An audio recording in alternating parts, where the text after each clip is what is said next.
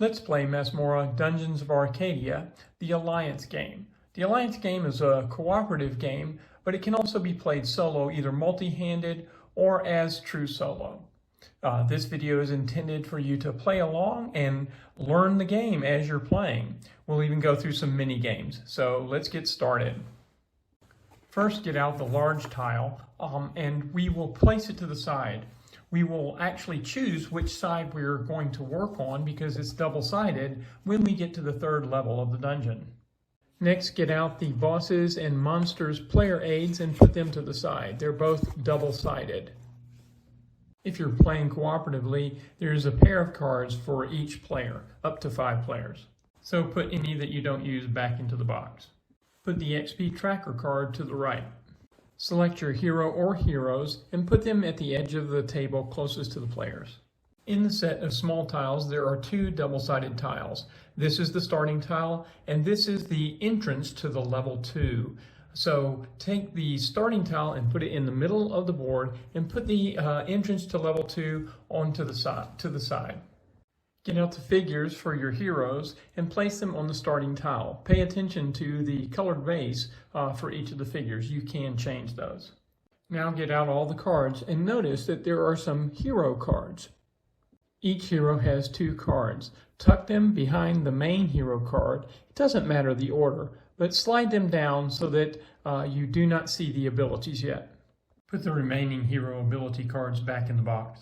Get out the treasure cards for the Alliance game. Notice the word Alliance here. Shuffle them together to form a draw deck and put the cards to the right side. Now notice at the very bottom of the cards are 5 gold coins. This is because you can purchase treasure for 5 coins. The Alliance game uses evil cards. Shuffle them up together to form a draw deck and put them next to the Alliance treasure cards. The remaining cards are the standard treasure cards and the hero cards for using heroes within Arcadia Quest. You won't use any of these cards within the game, so go ahead and put them back in the box. Get out the dice and place them to the side. There are 8 minor monster dice, 4 major monster dice, 6 regular action dice, and 1 special action dice that's used by pets or companions. But only Greybark and Algus in the base game use this die. You can also get out the first player marker and put it to the side. If you're playing with multiple heroes, you can get out the first player marker. Each hero has a heart token to track their health. It matches the color of their base. So take the heart marker and place it on 6 for each of the heroes at the bottom of their health track. Contrary to the standard game, the heroes don't start with any treasure. They also don't start with any coins. Give the first player marker to the starting hero. The rules suggest that the youngest player be the first player. And just to be clear, the Dungeon Master phase, when the monsters go, is part of the player's turn, and it happens after the hero's phase. So when you start the game, it'll always be the hero that starts out. Each hero also has an XP tracker that matches the color of the base. Stack them up and place them on space 0 of the XP tracker. Notice that as you gain XP, you can level up, and so these arrows mark locations that you can level up. So you level up when you get 3 XP, 7, 12, and 17 or more. In the Alliance game, you have to defeat the boss by the end of the 21st turn. So take the white marker, which marks the turn, and place it on 1 for the first turn. Now get out the small tiles. Notice that some of the tiles are marked with 3+, 4+, or 5+. These are used only in the situations where you're playing with 3 or more players, 4 or more players, or 5 or more players. The other tiles are used in all the games, and so you'll only add these if you're playing at the higher number counts. Sort the tiles into level 1 and level 2 tiles and look through the tiles to find the stairs. So these stairs are from level 1 to level 2, and these are from level 2 to level 3. This is not used in the other games, but it is used in the Alliance game, and it's noted on the very back by crossed swords. During the setup, we want the stairs to occur at certain places in the stack, and also when we start the game, we don't want to start with a trap or one of the dangerous events. So here's how we can do that. So start with the level 1 stack. We've already taken out the stairs, But also take out the traps and the dangerous events from level 1, shuffle them up, and then place any one of those tiles off to the side so that you don't know what it is. Now combine the remaining level 1 tiles with the dangerous tiles and shuffle them up together. Now take the top 9 tiles off of that stack. And if you want a shorter game, you can do fewer than 9. And take the stairs, place them face down, and place them on top of the remaining tiles. So that's 3 of them that will be underneath the stairs. So you could continue exploring level 1 after you find the stairs. Take the 9 tiles, place them on top, and then take that final tile that you'd placed to the side and place it on the very top. So now you have 10 tiles on top of the stairs. Now shuffle up all the level 2 tiles, take the top 6 off, place the stairs on the remaining stack, again face down. Again, there will be 3 tiles underneath it, and place the 6 tiles back on top. Now you've got 6 tiles on top of the stairs and then 3 more. And then place the level 2 entrance on top of the level 2 stack. The reason that you have a level 2 tile, level 2 entrance tile and a stair tile separate, the 2 levels can actually be disconnected. Now place the 2 stacks of tiles to the left in easy reach. Now flip over the top tile of the level 1 stack. During the game, the small tile stacks will always have a revealed tile on top at the beginning of each player's turn. Now get out the medium-sized tiles. There are 9 level 1 medium tiles and 3 level 2 medium tiles. Shuffle them up to form their own draw decks and put them to the left side. Now get out the free step tokens, the boss tokens, and the coin tokens. Give each a hero a free step token that matches the color of their base, and put the boss tokens and the coins to the side. Put the remaining free step tokens in the box. And that completes the setup. Unlike the standard game, the heroes don't start with the 2 treasure cards. When you're done, your setup should look something like this. Masmorra actually has 3 different game modes that you can play. The standard game, which is purely competitive, epic game, which is a mixture of competitive and co-op, and the alliance game, which is for co-op and solo. We'll be focusing on the alliance game. During the game, you'll be exploring the dungeon by moving and flipping over tiles. You'll be dealing with traps, dangers, and monsters. Monsters don't block your actions or movements, but you must fight them first, and even if you defeat them, they can attack you with payback. You'll explore medium-sized rooms that may be more dangerous and can have bosses in them, which are kind of like double-sided monsters. And eventually you'll make your way to the 3rd level battleground, where you will fight Malefius either in the battleground of the sewers of Arcadia or the evil wizard's throne room. So here's a really quick reminder if you know how to play the game, but it's been a while and you've forgotten some things. So first of all, make sure you absolutely focus on the back side of the rule book. But if you're playing the Alliance game, make sure you understand and focus on the reminder here that shows a little bit of the differences between what's shown on here. Also, don't worry about the setup here for the Alliance game because it's a little bit different.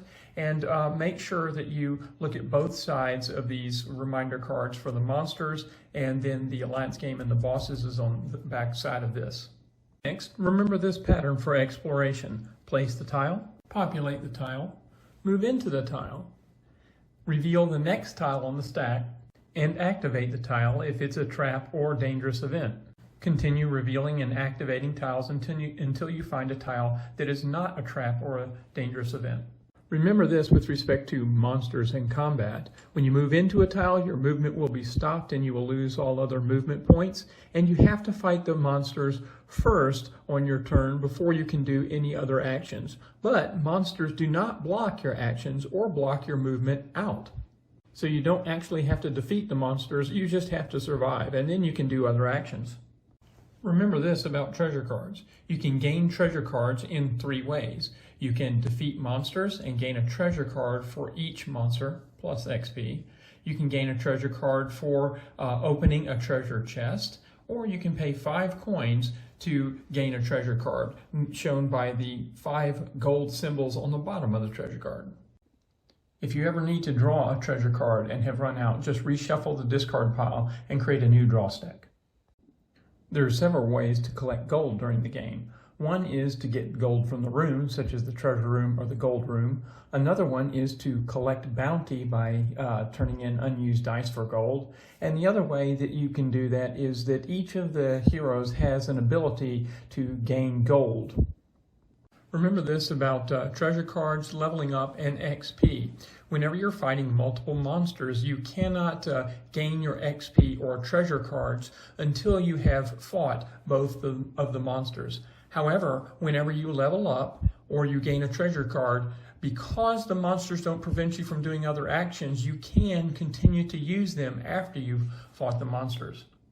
So you can use the ability and the treasure card on the same turn that you gain them. Remember this about dice and symbols. There's a difference between dice and symbols, and anything that has a rounded square border around it is a die, and that means we dock a die. So you have to use a die in order to do that. The others without a border are symbols, and they can be used in that room just like the die, except for they can only be used in the room that they were acquired. If I move out of that room, I lose the symbols that I haven't used. Remember this about exploring versus docking. In the lower right of some of the tiles are the monster symbols that mean that I populate this tile with a random monster when I first explore it. So if I come back into the room, I don't spawn another monster. However, for docking symbols, I can do that any number of times as long as I'm in that room and I have dice and haven't used it in that turn. However, for the treasure room, if you think about this for a second, I could continue to dock this to open the treasure chest, but the treasure chest has already been opened, so it's only populated with treasure when you first come into or explore that room. So docking it a second time is not going to give you any treasure or XP. However, for example, on this healing fountain, I could dock it in multiple turns to gain extra health. Now, the rest of this video is different from typical instruction videos because I'm going to break it into sections so that you can learn a little bit of the rules and play a little bit and learn a little bit more and play a little bit more. And by the time that you've finished, you're playing along, watching the video, pausing it where you need, and so you've actually played a number of mini games before you're ready to play your first full-blown game. So let's get started. Combat is a big part of Masmorra, so let's start with that. Whenever your hero is in the same room as one or more monsters, you must fight each of the monsters. You don't have to defeat the monsters. In fact, you don't even have to try to attack them, but you have to give them a chance to attack, and you have to do that before you do any other actions, such as healing or moving or doing something in the room. This is true whether you started your turn in a room with monsters or you moved into a room where there are monsters or where monsters were spawned. We're looking at minor monsters here, but major monsters work the same way. Each monster has a defense value, a payback value, and an XP value. When you defeat that monster, you gain that amount of XP. The details of each monster is shown on the monster reference card, so you can see the defense, payback, and XP is at the bottom. Also, each monster may have special abilities as described on the reference card. For the sake of the example, let's assume that August is starting in a room with 2 orcs. Now notice that these orcs have no special abilities. They have a defense of 2 and a payback of 3. You gain 2 experience if you defeat them. Now in the Alliance game, during the hero phase, the first thing that you do is draw an evil card, but we're going to skip that right now and just look at August at the beginning of his turn. So at the beginning of your turn, you can roll the action dice, and we have 6 of them. So let's assume that this is what August rolled: a shield, a sword, elixir, and 2 steps. Now you get to roll any number of these dice a second time, but you have to keep the second results. In the Alliance game, the heroes are working together, so a hero can use elixir symbols or dice to heal their friend, their other hero. The other thing that you need to know is Masmorra is all about mitigating your dice. And all heroes have an ability to do this. Now, we're not going to talk about there's this natural or starting ability, but every single hero has the same ability here called the sword and shield.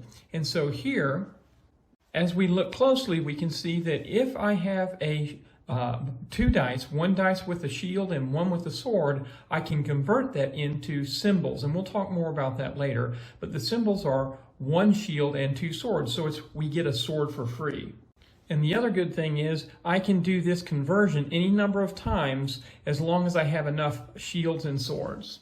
So the good thing that I can see, even with this first roll, if I use this sword and shield, I can do a conversion. So I could beat or defeat one of the orcs. Now, I might want to keep this elixir for being able to heal, because I probably can't defeat both of them. But the steps aren't going to do me any good right now, so I'm going to roll those again. So let's assume on our second roll we rolled a sword and a foot. So that's all that we can do. We can't roll anymore. So now that we've finished rolling our dice, the next thing that we can do is take our actions. And of course, the first action we have to take is fighting. So what we're going to do is we're going to take these two die here and we will convert them. So turning in a shield and a sword, and what I will do is I will put them in this place, the used dice location, so that marks that I have used these, and it's turned it into a shield and two swords. So I actually can defeat one of the orcs because they only take, they have a defense of 2. So I've defeated this orc.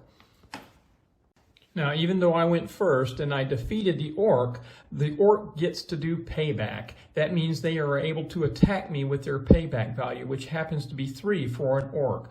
Now, I only have one shield, so I can only block one of his attack. And I don't have any other shields. Now, I can't use the potion right now. I can use it later, but I can't use it right now. It's important to understand that you cannot heal during combat, so be careful about taking too many wounds. You, of course, can use the healing potions or the elixir after you've completed combat. And you can't run away during the middle of combat. So since there's nothing I can do to defend against this attack, I will take 2 points of damage. So I move my marker down 2 places, and I can move this monster out of the way because I've defeated him. Now, the next thing to know is that this other orc, again, has a defense of 2, but I don't have enough swords or swords and bow and arrow. That would have worked if I'd had that, but I don't. I don't have enough attack to defeat him, and there is no such thing as a partial attack, so you have to get them all in a complete attack. So I can't actually attack him with the sword, and of course, the foot isn't going to do me any good. So I don't defeat this orc, but he is still able to do payback and attack me. So he does 3 damage to me. 1, 2, 3. Boy, they just about killed me in that first attack. Now, as we said, we don't have to defeat the monster. We just have to fight them. So we finished the fighting. Even though that monster is still there, I can now use my 2 elixirs and heal 1 for each elixir. So I will use 1 and heal, and use the other one, and I healed back 2. Now, this particular ability would have been useful, but we're not going to go over that yet. So let's take a look at just using the dice, that we've got a sword and a foot left over. Well, we can actually move out of this room if we wanted to, so I could go back to the starting location. So even though that there's a monster here, I can still move out. I just have had to fight him. But let's suppose that August stays there and wants to try to take out this other monster later on. So we can collect a bounty for these 2 dice. But don't forget that because we defeated this other orc, we gain XP, plus we also get a treasure card.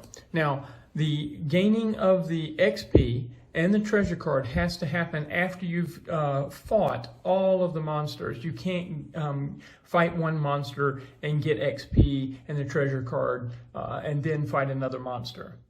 Since August is not going to move out, he's completed all of his actions. We have these 2 dice left over, and collecting bounty means that I can get 1 gold. I can turn in each of these unused dice and get 1 gold. We can't save the dice, and so that's the next thing that I should do. So all the action die are returned to the pool, and August gains 2 gold, and that completes his turn. Right now, we're really focusing on just the hero phase of the player's turn. In reality, in the game, the Dungeon Master phase is part of the player's turn, and that's what we will track with the turn marker, but we'll talk more about that later. Now it's Greybark's turn, and so he decides to come out help Algus. And he actually doesn't have to roll dice first, because the first thing he has to do is move into that room, and we have a free step token. So he can flip that over, and that allows him to make 2 movement points. Now we only need 1 to get into this room, so we lose the other one, but he's in there without even having to roll dice, and now he's ready to fight this orc. Now let's assume that this is Greybark's roll for his first roll. He could use the shield and sword just like Algus did and gain a shield and 2 swords, and as a result defeat this orc, but he would also have to suffer payback. He can heal, but there's something better that he can do, and that's a range attack. We already have 1 arrow here, and bow and arrow, and so if we have 2 bows and arrows, that would be a ranged attack, and when you attack a monster with a ranged attack, they cannot do payback. And we can actually get a second bow and arrow because of this symbol here. Now this symbol is magic, and it allows you to turn any 1 die into any face that you want. Now we could do a sword and a bow and arrow, but that's not a ranged attack because it has at least 1 sword. So if you use even 1 melee weapon, the sword, then it's no longer considered a ranged attack. Now, for some enemies, you can actually use the elixir as a ranged attack, so it would still qualify as ranged. But in this case, what we're going to do is we're going to turn the sword, we'll use the magic, so we'll place that in the use dice location, and we will turn the sword into a bow and arrow. So now we have 2 bow and arrows, so we can actually do a ranged attack against the orc. Now notice we can't actually use this die until we've decided not to roll anymore. So Greybark decided that that was a good enough roll, and so he's not going to roll again. So he'll use these, put these 2 dice in the used location. So we have defeated the monster. There is no payback. And he's not going to move out of that location, but instead he will gain his XP for defeating the monster, plus he'll get a treasure card, and then he will turn in these 3 dice and get 3 gold. So now let's talk about abilities. The abilities can be used to enhance your attacks, and you can see that each hero has a special starting ability, and you can read what it says for each one. But as we talk about abilities, there's a thing that we need to talk about, which is docking. So whenever you have a symbol here that looks like a dice, you place a die there, and that gives you the other ability. So as we look at these, up above we have the special abilities that you gain by leveling up. Now, we will talk about that later, but let's just pretend and use that so you could walk through a little example and pull these cards out and just play around with this to see how powerful these heroes can become. So when I dock a die, so for example, if we had rolled an elixir, then Greybark, if he had this ability, we could dock a die there, and then he would get excuse me, an elixir plus 2 gold. If he had a sword, he could place it here and get 2 swords and a shield that could be used. Algus, since it's got a question mark here, that means that you can put anything there. So he could put steps there and get a magic symbol so he could change any other die into anything that he wants. So here's a little mini game that you can play. Try to actually defeat each of the minor monsters by going turn after turn and gaining the XP. And first start off by just using the dice without any special abilities.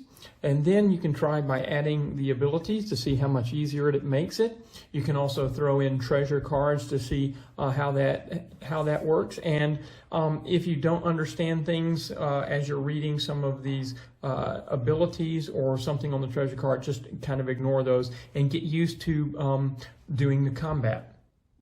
And if you want to make it harder, try battling multiple monsters, or switch over and do some major monsters.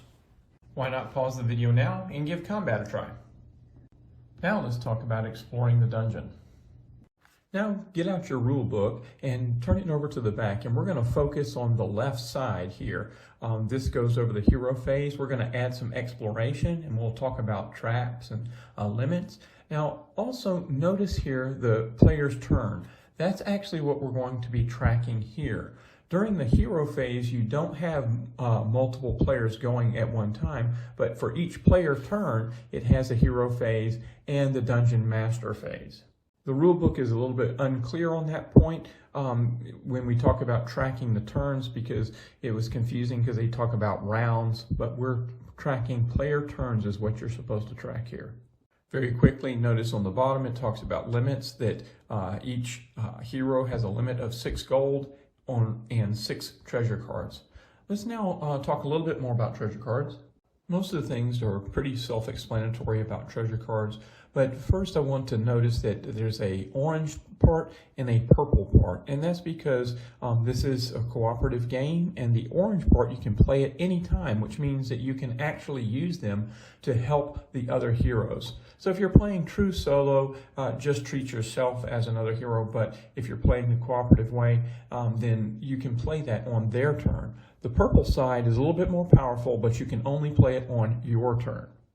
Do you notice that underneath the title of each side, it actually helps you remember that? Another thing to notice is some cards talk about the choosing a card from the discard pile. The treasure cards are one use, so once they're used, they go into a discard pile, and then so some of the cards allow you to draw it back out from the discard pile. And a few cards talk about monster movement and the dungeon master phase. Well, we'll go over those in the follow-on section, so just ignore those for now. Okay, so let's talk about exploration. The exploration stacks, the small and tile stacks in particular, always have a revealed side on them, on the very top. And that way the hero knows what kind of room they're going to be entering when they're doing exploration. Looking at the hero phase, we see that you have to roll your action dice and then you take actions. So you need to finish rolling your action dice before you take your actions. However, notice that at the very bottom it talks about the free step token, and that can be used at any time during your turn. So you can actually do this before you roll your dice. To explore, you must use a movement point. Now remember that the foot symbol gives you 2 movement points. So we have to use a movement point. Then what we'll do is we'll take the top tile off of the stack, and move the hero into the room. If there's a monster symbol, we will spawn a monster. So the skull is for a minor monster, and what you will do is you will roll your minor monster dice and place it on the tile. Then you will reveal the top tile from the stack. Now in this case, since a monster is in the room, we have to end our movement. We cannot continue moving, but we have to fight the monster immediately. The full details of exploration are shown on page 9 of the rulebook. But let's talk about the different kinds of rooms that you can explore, and that's shown on pages 15 through 17 of the rulebook. So the first rooms we're going to look at are the monster rooms. Now, interestingly enough, level 1 tiles have, with the exception of traps and dangerous event cards, have a gold kind of border to them, and level 2 tiles have a silverish colored border to them. The monster tiles are where monsters spawn during the Dungeon Master phase, shown by this symbol, and we'll talk about that later, but the symbols on the lower right are where the monsters initially spawn when you reveal the tile.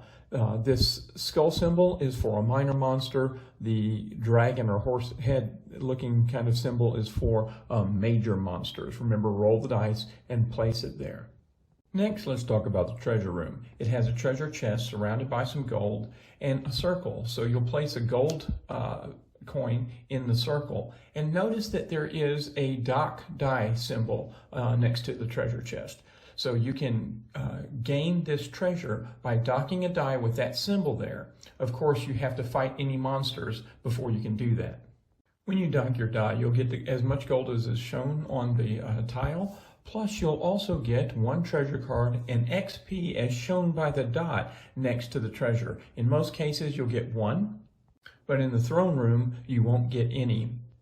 Medium rooms also have treasure, but in most cases, notice that they've got 2 places for gold, and each of the treasure areas will have to be dealt with separately. So for example, you'd have to dock a die here to gain these gold, and the experience point shown here, plus a treasure card. And then if you dock a die here, you'll get this gold, an experience point, and a treasure card. Now there is one tile that looks like a treasure room, but it's not. It's the gold room. And notice that there is no place to dock your die. So you don't get an experience point or a treasure card, but notice that you do get 2 gold. And of course, you also do have to fight the monster first. Now this particular tile is only available if you're playing with 4 or more players, but of course if you decide to house rule, you could throw that in if you want. The portal room allows you to travel to any previously explored room on any level of the dungeon. Notice again that you have to dock a die to do this, and this is what's referred to as the room action whenever you dock a die to get the effect. And again, notice that there's a monster spawn here when you first enter that room. If you explore the pit room, you don't have to fight any monsters, but you will either lose 1 movement symbol, so that's not just a movement point, that's the foot symbol, either on a die or a symbol, or you will have to lose 1 health.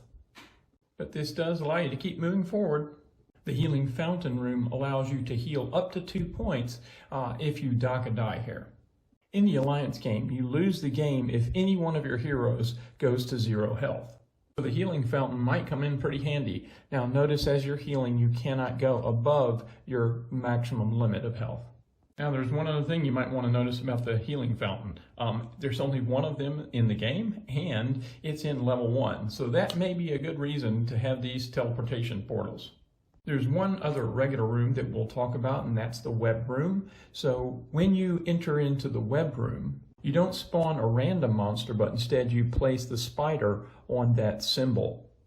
As you move into this room, you will lose all remaining movement points that you had. Plus you also will lose a foot symbol, whether it's a die or a symbol. Now this brings up an interesting point that the rules aren't clear about, and it also affects the evil cards. And the question is, what if I don't have a foot symbol? Can I move in there and just not have to pay that cost? So this is where you might need to house rule or do a survey on Board Game Geek or something. But I'm playing it as if the must word and the fact that you already know that this symbol is before you explore the room means that you cannot do it unless you can pay the cost. So in the case of the web room, I have to use a foot symbol in order to move into the room, but I will also lose the rest of that movement point.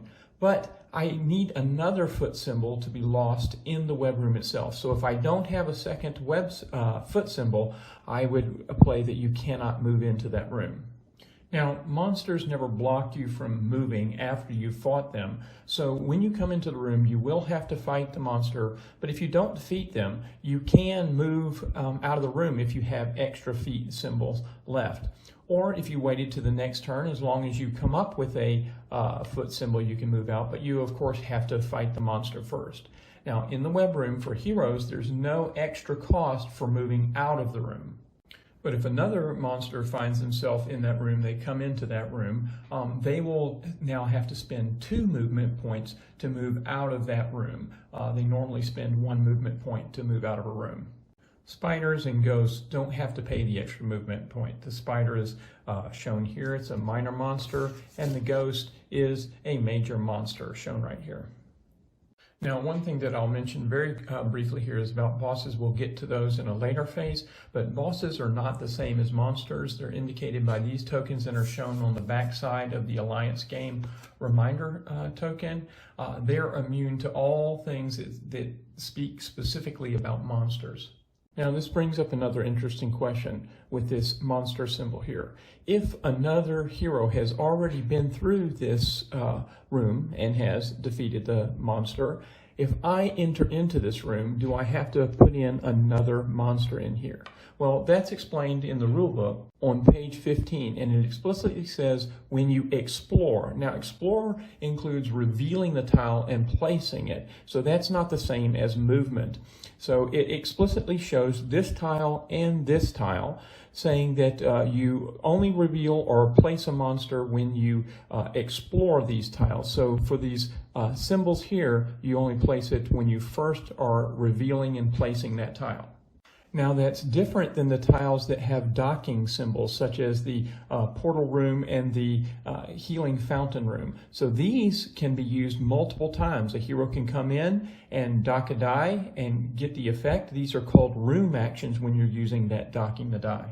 So August, for example, could dock the die and heal during one turn, and then at the end of the turn that die will be removed, and so he could place another die on the next turn and heal. You can't do it in the same turn because that's what docking is all about. It's using it up for that turn. In contrast, shield and sword fighting is not requiring you to dock die, and so they can be used multiple times in the same turn. One last thing to note about the web room is that it is part of the 3+ tile set, so it doesn't show up in the 2-player or true solo kind of game, but of course you can house rule it included if you want, because it's an interesting tile. This tile represents a rune room, and when this tile is revealed, you can explore a medium-sized room. We'll talk about that more in the next phase because bosses can be in some of the medium-sized rooms. The last two types of tiles that we'll talk about are the dangerous event tiles and the trap tiles. And they have negative effects, and they're also a surprise, so I'll show you how. So as we mentioned earlier, the tile stacks always have a revealed tile on top, and so when we explore, we place down the tile, we spawn any monsters as necessary and move our hero into that room, but then we flip over the next tile on the stack.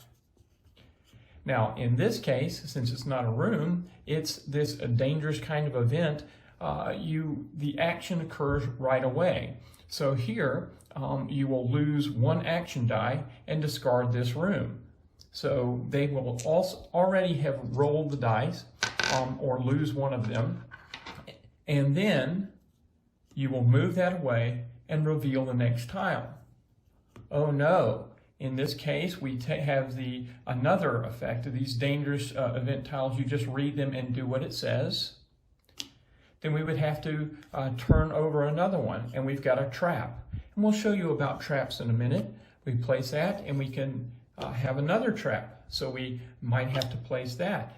So you can potentially encounter a number of different events that are surprising. So let's talk more about traps. The details of traps are shown on page 16 of the rulebook, but the thing that you'll want to remember is on the back of the rulebook, traps are summarized right here. So remember, we don't want to flip over the top tile until our hero has moved into the room they're exploring. And if in the case we reveal a trap, we will have to place that trap next to that room that the hero is in. That trap will activate immediately, and the hero will receive one wound, and that wound cannot be blocked or prevented by any means. It can be healed later. After the trap has activated, then you flip over the next tile. If it's also a trap, you have to place it next to that same room, and it again also activates immediately. In the 2-player game, there's only two trap tiles per level, but in the higher player counts, there are more trap tiles. Now, if you reveal a trap tile and there's no space to place it next to the existing room, you can place it next to any room in the dungeon of the same level. But of course, remember, as you're placing, you have to place it next to one of the empty spaces. Now, notice that traps don't have a doorway, so heroes and monsters cannot enter those rooms. They just appear next to rooms and do damage to the adjacent rooms. Now, consider this a relatively rare situation. August is ready to explore the next room. So he places down the tile and spawns a monster and moves into the room. Next, he flips over the top tile and it's a trap. But notice that there's only one place that he can place that trap. He can't just place it anywhere in the dungeon because he can place the trap there, so he must place that trap in that location.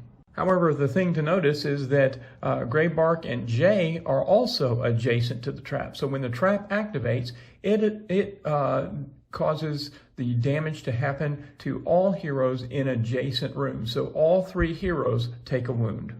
The other thing to remember about a trap is, if it hasn't been disarmed, it activates every time a player enters into a room adjacent to the trap or leaves the room adjacent to a trap. So, for example, if Jay decided that he wanted to leave this room, he would take a wound because the trap activates, but also Graybark and August would also take a wound. Now, if a hero leaves a room by teleportation, such as from this portal, they are not damaged. But the rules don't say that they don't activate the trap. So the trap is activated, but they don't take damage. So if Jay leaves by teleportation, he won't take damage, but Graybark and August will. Also notice that teleportation is not exploring. It's moving to a room that already exists within the dungeon level. To disarm a trap, I just need to dock die that are shown on the tile. So for example, in this case, I'd have to dock a sword and an elixir. Now, any hero adjacent on their turn can disarm the trap, but remember, you have to fight the monsters as first. For example, if August had moved into this room, he would have to fight this monster before he can do any other actions. Now, notice that traps have dots that show the amount of XP that you gain. So if I disarm this trap, I gain 2 XP. Level 2 traps, you gain 3. Once I disarm a trap, I flip it over face down because it blocks the rest of exploration in this area. But of course, we also want to know that it won't activate anymore. So now let's talk about the dungeon levels and the stairs. So let's say that Jay has decided that he wants to explore the stairs to the 2nd level. So he will place them just in the normal rules of having to spend his feet and move into this room. You don't spawn any monsters, don't do any actions, but he just moves into that room. You'll then, of course, reveal the next tile and treat it just like normal.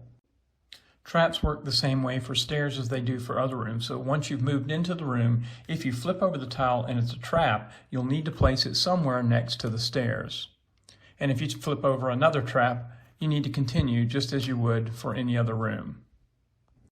Now, if Jay has other movement points, and typically he will because he hasn't had anything to lose that 2nd movement point, he can decide to move directly into the 2nd level, in which case you pull down the top tile off the level 2 stack and place it separately anywhere on the board. It's not connected to level 1. And then he can move freely into that area.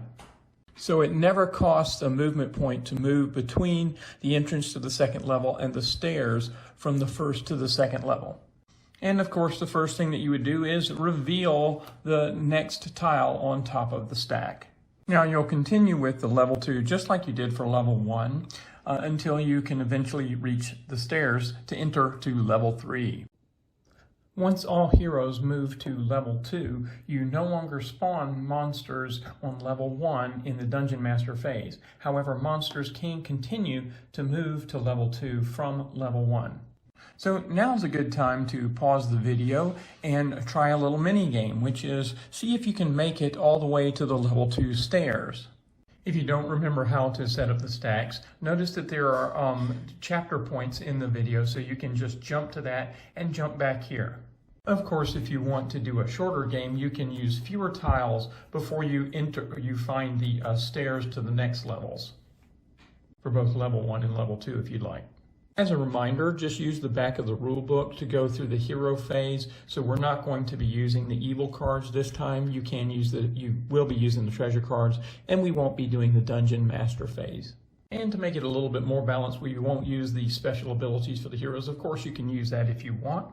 And if you'd like, throw in the gold room and the web room from the higher player counts, just to make it more interesting. Now, normally the tiles in the stacks are randomized, but since you're learning, if you want to focus on specific rooms, you can just order the stack however you'd like. So give that a go and then come back and we'll continue with the next phase. During this portion of the video, we're going to actually introduce the Dungeon Master phase as part of the player turn. Now, on the back of the rule book, it gives a good explanation, but there's some minor differences in the Alliance game, and those are described on the back of the Alliance reminder card. The first thing that's different is in the hero phase, the first thing that you do is draw an evil card. So let's talk a little bit more about evil cards. When you draw an evil card, you will just flip it over and read the instructions and do whatever it says. Now notice that most of the cards have the word must on them, and so that actually can prohibit some of the things that you can do. For example, Tough Healing says that you must pay 1 gold for each wound the active hero heals this turn. So if you don't have any gold, you can't heal. Similarly, Clumsy says that any player must pay 1 gold for each bow and arrow die that the active hero uses this turn. Now notice also that it says any player. So even if the active hero doesn't have a gold, another player can. And in this case, it's actually another hero if you're playing multi-handed solo. But of course, if no player has any gold, then the active hero cannot use the bow and arrow this turn. So now let's talk about the Dungeon Master phase. There's really only 2 steps, and they're described at the top of this section here. Underneath here are general rules about dealing with monsters in terms of monster limits and attacks and payback. So these are just helpful reminders as you have combat. The Purge Dead and attack spells. They talk about special abilities for ranged attacks using the elixir and magic, but those details are also shown on the card here. So for example, Purge Dead is against the undead monsters. You can see that they're labeled as undead. But attack spells, it talks about vulnerable monsters. There aren't any monsters that state that they are vulnerable. However, when you look at the major monsters, you can see that some of them deal damage with magic, and so those are the vulnerable monsters. Okay, back to the Dungeon Master phase. So as we said, that there's 2 steps, moving the monsters and then spawning the monsters. Spawning the monsters is the same in the standard game as well as in the Alliance game. But the move monsters is different. So move monsters in the standard and epic games, the players actually are doing competitive and cooperative in the epic game and purely competitive in the standard game. So they move monsters wherever they want. However, in the Alliance game, you're all competing against the AI, and so all monsters will move toward their nearest hero. Okay, so let's look at an example to understand the Dungeon Master phase. So the first thing we'll do is move the monsters. We only have 1 monster on the board, and that monster will move toward the closest hero. Since Algus is right next to them, the monster will move into the room where Algus is. So the next step is to spawn the monsters, and you will spawn a monster in every room that has this symbol in it and is empty. So for example, we will not spawn a monster in this room because Greybark is there. Since a room has to be empty, you also don't spawn monsters when there's already a monster in the room. We will spawn a monster that is equivalent to the symbol that's shown on the lower right. So in this case, we will spawn a minor monster. And remember, spawn means that you roll the dice and place whatever monster comes up in that location. So let's talk about a couple of special cases in the Dungeon Master phase. First one is when the monsters move. If there are heroes that are the same distance away, the players choose where the monster will move. The next case is when you run out of monster dice. So for example, there are only 4 major monster dice in the base game, and so if it's time to spawn a monster, here we're trying to spawn a major monster, there is no extra die to be able to spawn that monster. So what we will do is we will go and look through the board, including the first level and second level, and find any monsters that are not in the same room as a hero. And we will take that monster out, we will re-roll it, and place it in this tile with the monster spawning symbol. Now in this particular case, all 4 dice are in a location where there's a hero, so we don't have any die that we can use to spawn, so we will not spawn a major monster. The final case that we'll consider is room limits. So there is, for small rooms, there is a room limit of 3 minor monsters. Major monsters count as 2 minor monsters, as well as bosses. They count as 2 minor monsters as well. Medium rooms, on the other hand, have a monster limit of 4 minor monsters. So in this case, the medium room is fully populated with minor monsters. So at the time of the beginning step of the Dungeon Master phase, this monster is supposed to move, but they would want to move to the closest hero, but this room is already populated with the most number of monsters. Now, the base rules don't really explain what should happen in this particular case because I think that they were written mainly for the competitive version, which a person is controlling what this monster does. So if they cannot move into this room, they would go in the opposite direction. Even though Jay is not closer than Greybark, you could still move in this direction. So I would interpret that the monster moves in this direction toward Jay, because the monster does need to move. However, if we had a situation like this, the major monster cannot move into the medium-sized room, and they cannot move into this small room. So this monster wouldn't move at all. And even though there is a limit to the number of monsters that can be in each room, there's no limit with respect to the game rules for the heroes, even if they can't all fit onto the small tile in this rare kind of situation. So now let's consider this case in which a monster has to be spawned in a room that is already at its limits. What happens in that case is we will spawn the monster, in this case a major monster, and then we will remove monsters that reward the least amount of XP. That would be this orc and the cultist over here. Now, both of these reward 2 XP, whereas the other monsters remove 3. So we'll choose whichever one we want to remove. So let's say that I remove the cultist. Now, after removing the cultist, we're still above the maximum number of minor monsters for this room. Is only 3. So there's a total of 2, 3, 4. So now we remove again another monster with the least that rewards the least amount of XP. Now we meet the limit requirements for this small room, and so we stop removing monsters. Discussion on monster limits are described on page 13 of the rulebook and page 17. So after you've moved your monsters and respawned the monsters, the final things to do in the Dungeon Master phase is first to move the track, turn marker up once on the track, and stack it up if you need, and then give the first player marker to the next player, or if you're playing multi-handed, to the next hero. Now, we've talked a little bit about the special abilities that heroes have, but let's talk about how you gain those through leveling up. As your hero defeats monsters, opens treasures, and also disarms traps, you will gain XP.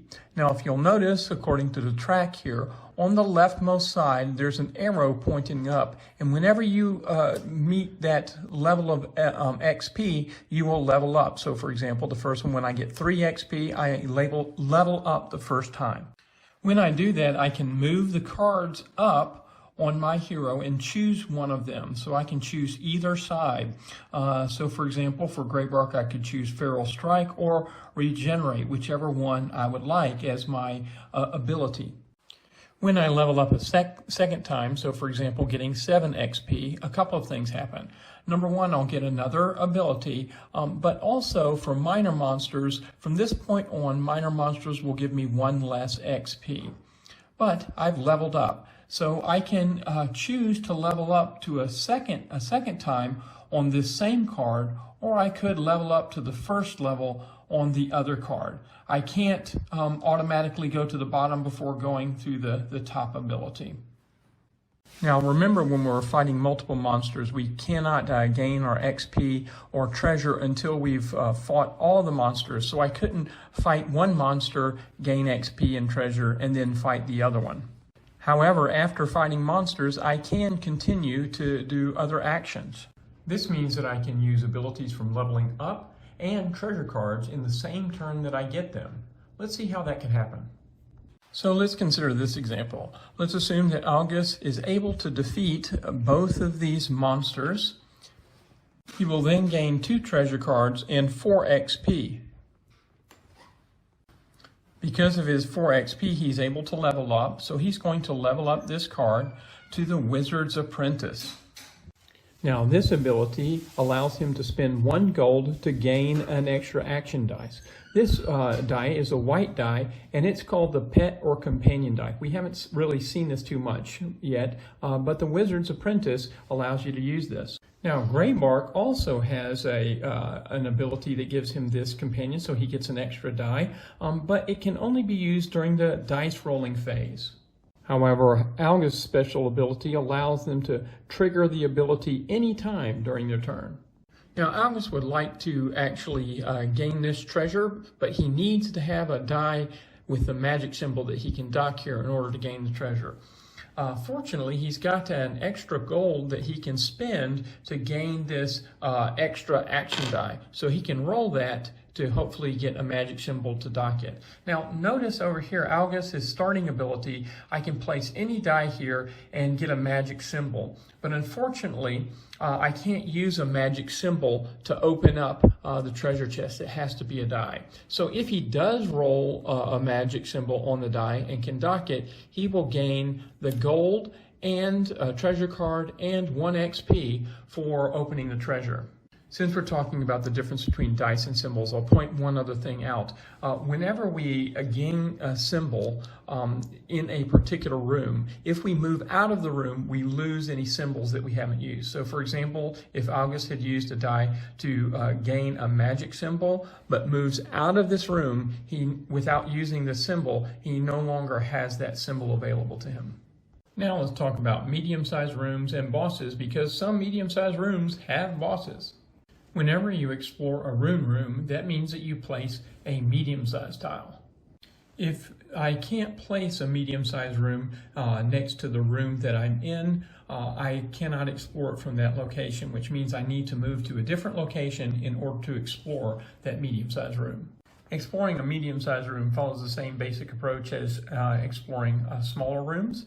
So we will remove the tile, but instead of placing that small tile, we take the top tile off of the medium-sized deck. That's not face up. After placing the tile, we'll populate it and pay attention that notice if it has a specific marker of which specific monster or boss is to be placed there, or whether it's a random one. If we place a boss, we place it blue side up. Then we move our hero into the room and turn over the top tile.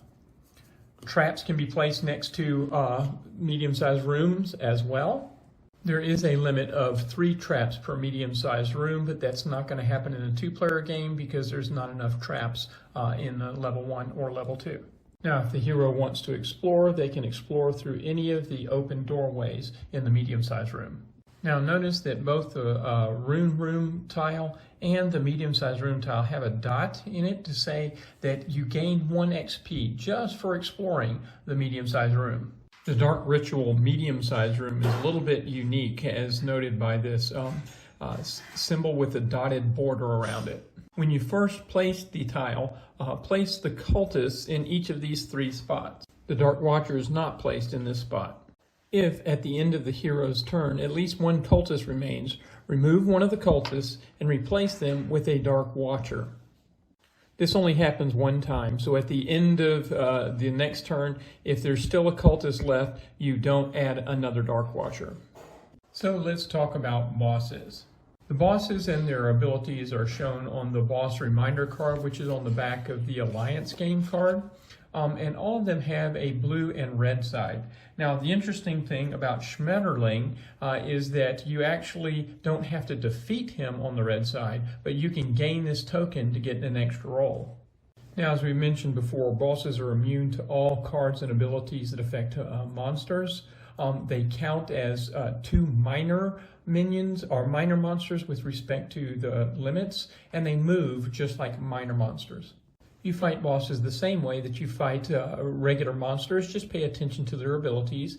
When you defeat the boss on the blue side, you gain a treasure and the XP shown on the token or the card, and then you flip it over. Now you can't attack or fight the boss on the same turn that you defeat them on the blue side. But later on, another hero can do it, or on your next turn, you can fight him.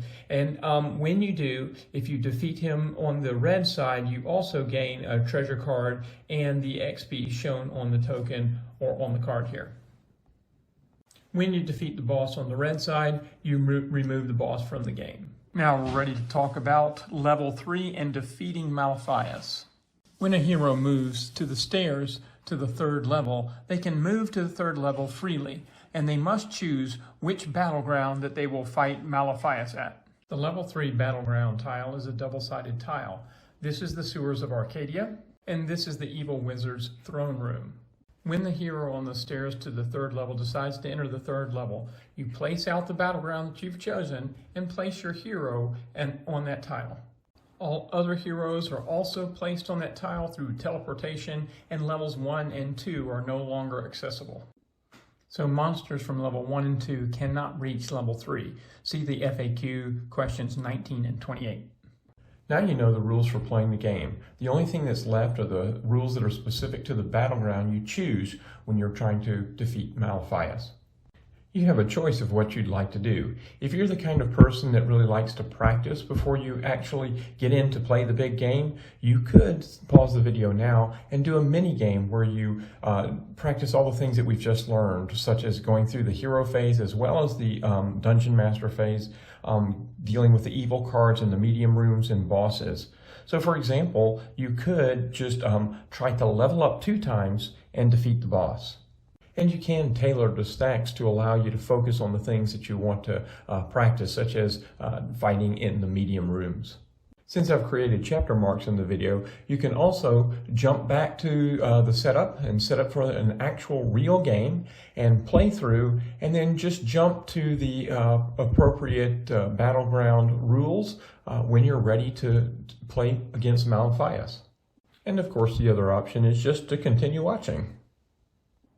Okay, so let's talk about the Sewers of Arcadia battleground.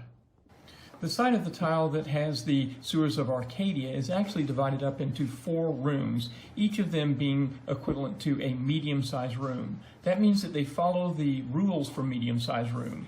For example, a hero must spend a movement point to move into an adjacent room, and they follow the monster limits for medium-sized rooms. Of course, the first thing that you want to do when you move into this tile is to spawn monsters in these particular areas. Note that where Malphias goes, there's a dotted circle, so Malphias does not show up at the beginning. These 2 eye symbols are where you will place random bosses. So randomly draw 2 bosses and place them here. The 2 bosses will not move, but the other monsters will move as normal. After you've placed the monsters and bosses, flip the Malphias token. If it lands blue side up, the heroes must discard all of their gold. If it lands red side up, the heroes must discard all of their treasure. At the beginning of every turn, Malphias casts a vile curse. Roll a white die, and that symbol cannot be used in that turn. That includes dice, abilities, and treasure cards. The hero must defeat both bosses before he will be able to attack Malphias. As soon as the second boss is defeated, place Malphias red side up in this space. The heroes win if they're able to defeat Malphias before the 21st turn. The heroes lose if they're not able to defeat Malphias before the end of the 21st turn, or if any hero runs out of life points. Okay, so let's talk about the Evil Wizard's Throne Room battleground. The large tile with the Wizard's Throne Room is actually divided into 5 rooms, all of them following the rules for a medium-sized room. This means, for example, that heroes must spend a movement point in order to move into an adjacent room. In addition, the rooms in general honor monster limits. There are 2 important points to know about this tile. Number 1, this corner room up here is considered the throne room, and it does not obey monster limits when Malphias is adding monsters to this room. In addition, you may have noticed that I moved my hero into the treasure room. I didn't move them into the center room. On Board Game Geek, Patrick Matthias, a designer for the game, I'm sorry if that's not the way to pronounce his name, but he mentioned that the intention was for the heroes to go from the stair room either into the treasure room or the pit room, but not directly into the central room. That's a common mistake that many people make. The art is intended to show that this is a great big drop-off, and you can see these stairs coming into the central room from the side rooms. And if you've ever played it before, you'll see that this actually changes the gameplay quite a bit, and it makes a lot of sense as you think about coming into these side rooms. Why would you go into those side rooms if you weren't really forced to? Of course, the first thing that you do after moving your character into the room is to populate it with all the monsters and treasure. Notice that the Dark Watcher has a dotted diamond around it. This means that the Dark Watcher is not placed in the room to start with. Instead, if you ever get down to only one cultist left, immediately remove that cultist and place the Dark Watcher in that room. And of course, Maliphias is the boss that you will place in his throne room. Now, if you're playing true solo mode, you may feel very overwhelmed here in this throne room with all the monsters and the boss. However, Maliphias and the cultists do not move. Only the other monsters move. The room with the pit has one ability that's not directly marked on the board. That pit is a bottomless pit. A hero in that room can automatically defeat a minor monster by playing a step symbol. A hero can defeat a major monster by using 2 step symbols. At the beginning of each turn, before the hero phase, Maliphias attacks. That's not part of his normal boss abilities used in combat, but it's a result of him being in the throne room here. And once you enter level 3, it will happen every turn until the end of the game. Note that it doesn't happen the first time when the hero is placed here because the hero phase has already started. We will use 2 dice to resolve his attack, so it's a good idea to use a black die and a white die just to keep them separate. 1 die will be used to spawn monsters, and the other die will be used to decide what area in the room his Grimbolt Lightning attacks. In this particular case, the die associated with the Grimbolt attack is the bow and arrow. That means that heroes in any room with the bow and arrow symbol will take 1 wound of unblockable damage. Also in this particular case, the die associated with the spawning monsters is a step symbol, so that means that we spawn a minor monster. That monster is placed in the throne room, this upper left corner. The throne room ignores monster limits. When a hero reaches the throne room and is ready to do battle with Maliphias, we use his boss abilities. The boss abilities of Maliphias are separate from his attack. They're used only in combat. It's just like any other monster or boss. When Maliphias is on the blue side, at the beginning of combat he will summon a major monster and then shoot lightning bolts. As an example, when we begin combat, it may be that the young dragon was summoned and we rolled the bow and arrow dice to see where the lightning bolts strike. They would strike our hero here because this room is marked by a bow and arrow, and he would take 1 wound of unblockable damage. Then he would have to fight all the monsters and Maliphias. Once Maliphias is defeated the first time, you will flip him to the red side, and he will no longer do the blue side effect of summoning a major monster and shooting the Grimbolt Lightning. Instead, he will ignore 1 range damage. Note that Maliphias will still continue to do his attack at the start of every turn, even if he's on the red side. You win the game if the heroes are able to defeat Maliphias before the 21st turn. You lose the game if you're unable to defeat Maliphias by the end of the 21st turn, or if any hero has their health reduced to 0. Page 25 tells you how you can adjust the difficulty of the game. You do that by moving the stairs for level 1 and level 2 further up the stack or down the stack. This can also affect the length of the game, as well as changing the number of rounds that you have to defeat the Maliphias. So by tweaking those 3 things, you can actually create a number of different levels of gameplay. So that's how you play Masmorra, Dungeons of Arcadia, the Alliance game. I hope you've enjoyed this video and it helps you to learn how to play the game. Have fun playing!